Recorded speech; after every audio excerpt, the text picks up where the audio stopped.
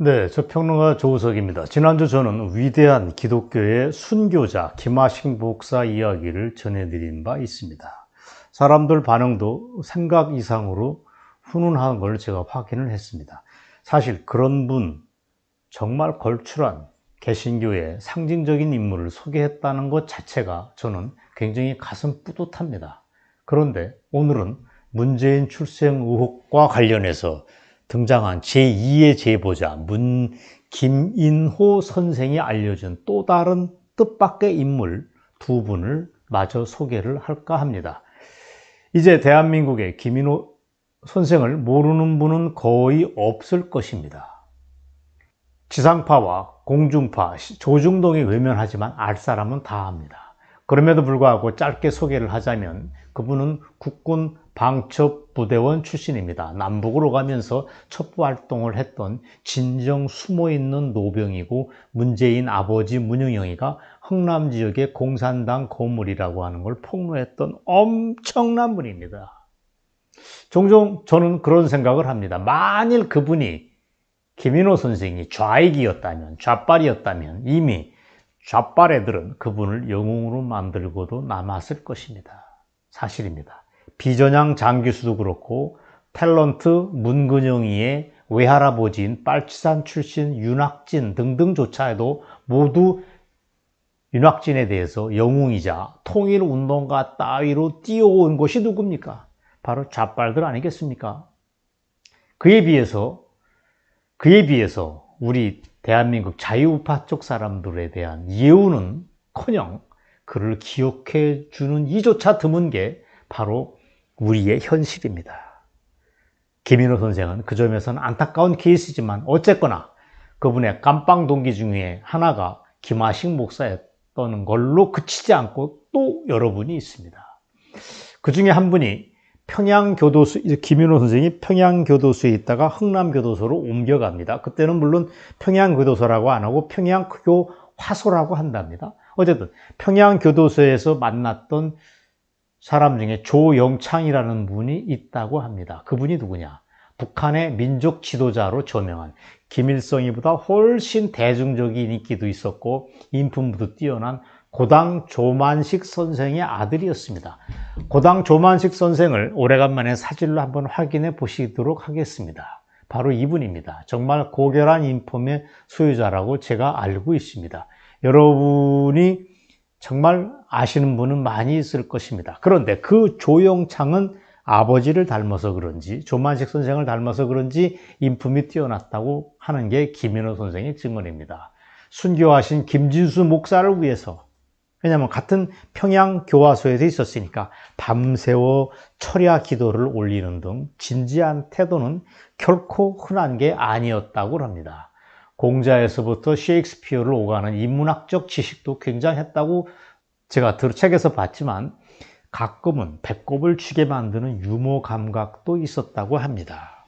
그런 그분이 한 번은 눈에 띄게 시무룩한 표정을 짓고 있기에 무슨 일인가 하고 김인호 선생이, 젊었던 김인호 선생, 그때 나이가 갓 20대 초반이었습니다. 김인호 선생이 물어봤더니 간밤에 조만식 선생의 꿈을 꿨다고 하는데 그 내용이 영 마음에 걸린다. 그래서 표정이 어두웠다는 고백을 했답니다.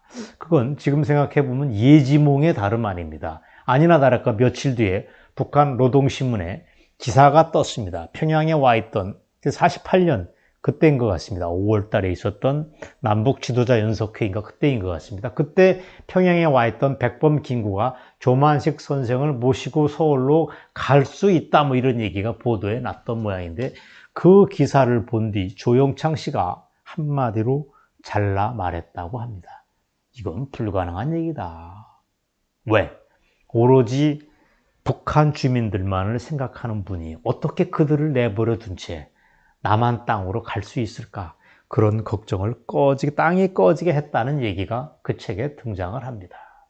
그렇게 속을 끓이고 부심하던 조영창 씨와는 끝내 헤어졌는데 김인호 선생이 평양교도소에서 흥남교도소로 옮기는 바람에 그렇게 둘 사이가 떨어질 수밖에 없었던 것입니다. 그리고 나중에 누굴 통해서 얘기를 들었습니다.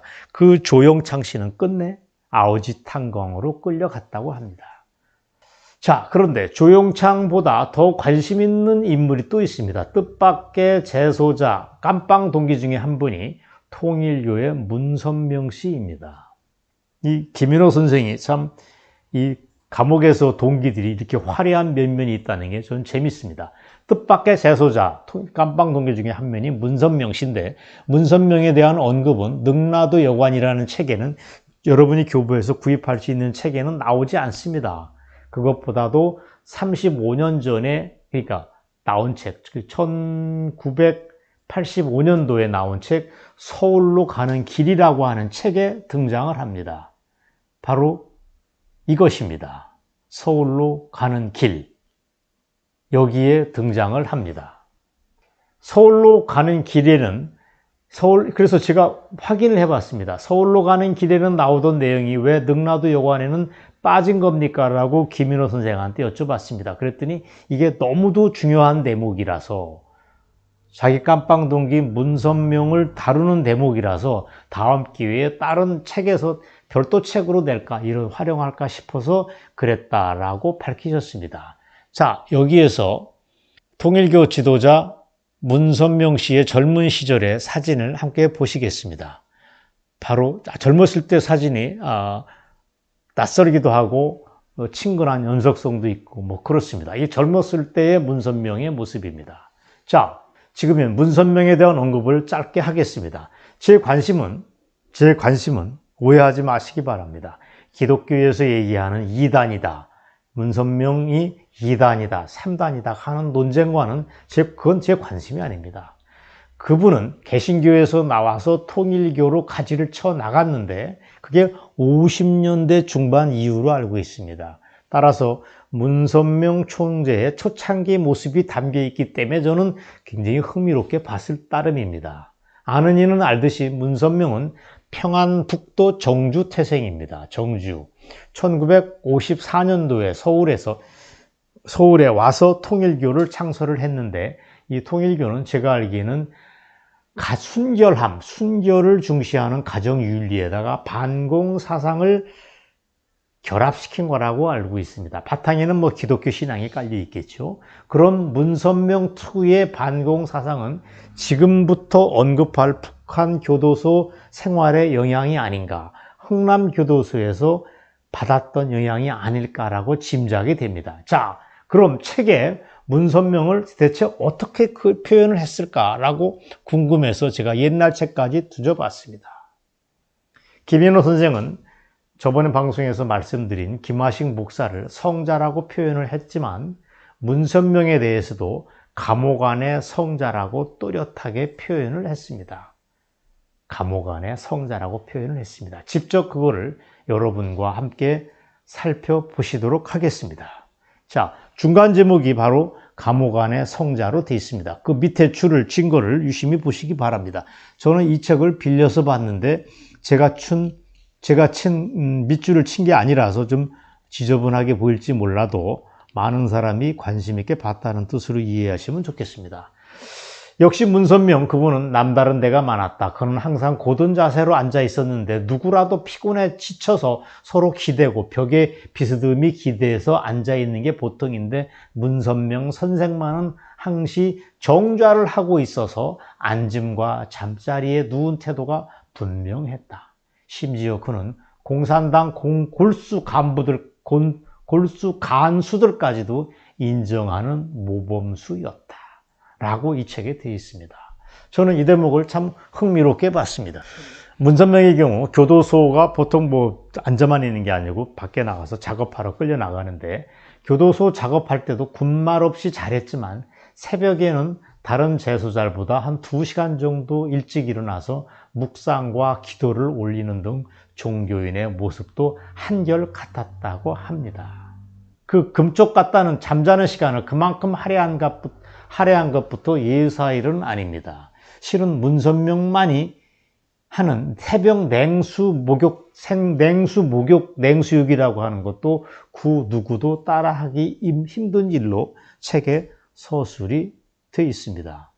보통 재소자들은 탄광일을 한 다음에 교도소에서 제공하는 그 더러운 물, 반식궁창물이라고 합니다. 그 더러운 물에 어쩔 수 없이 목욕을 하고 땀을 닦고 해야 되는데 문선명만은 그걸 거부했다고 합니다. 대신 먹는 물을 조금씩 아껴서 그걸 수건에 적셔두었다가 새벽기도 뒤에 깨끗이 몸을 닦는 일을 반복했다고 책에 소개가 되어 있습니다.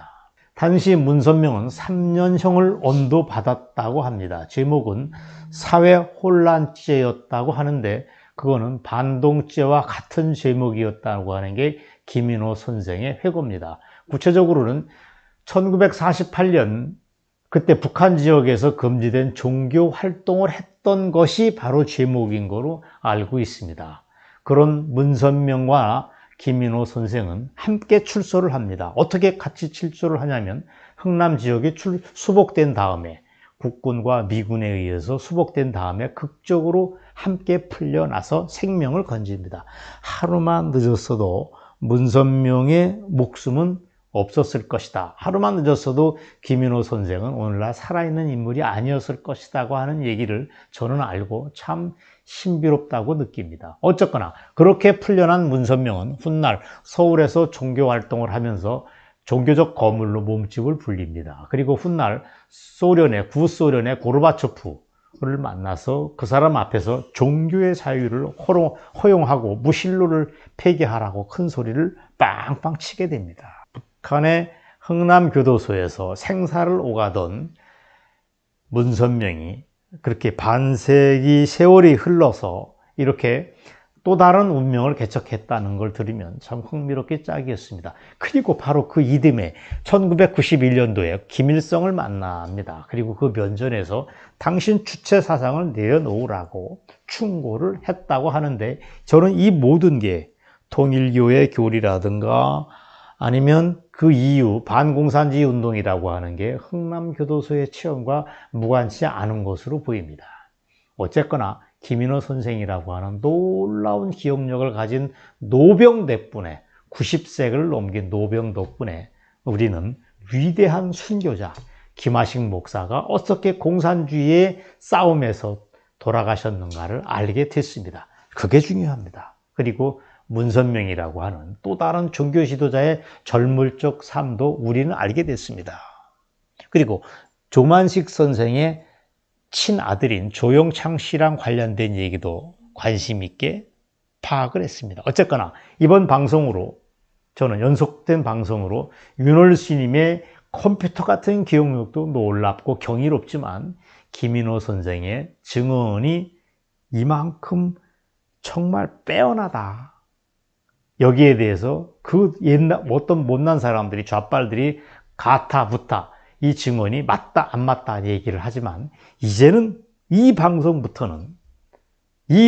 본 다음부터는 김인호 선생의 증언이 맞다 틀리다라고 하는 토를 다는 사람들이 모두 없어지기를 고대합니다. 김인호 선생의 지금 삶은 제가 볼 때는 노년에 맞이한 또 한 번의 제2의 전성기라고 저는 평가를 합니다. 왜? 90세 중반에 이렇게 사회적인 선풍을 일으키는 사람은 흔치 않기 때문에 그렇습니다. 여러분, 윤월 스님과 김인호 선생이라고 하는 위대한 노병들의 활약에 대해서 박수를 쳐주십시오 라고 하는 제언과 함께 오늘 방송을 마치겠습니다. 여러분 경청해 주셔서 감사합니다. 우리의 자유를 회복할 것이 이때 우리 손에 달렸으니 분투하라, 나와라.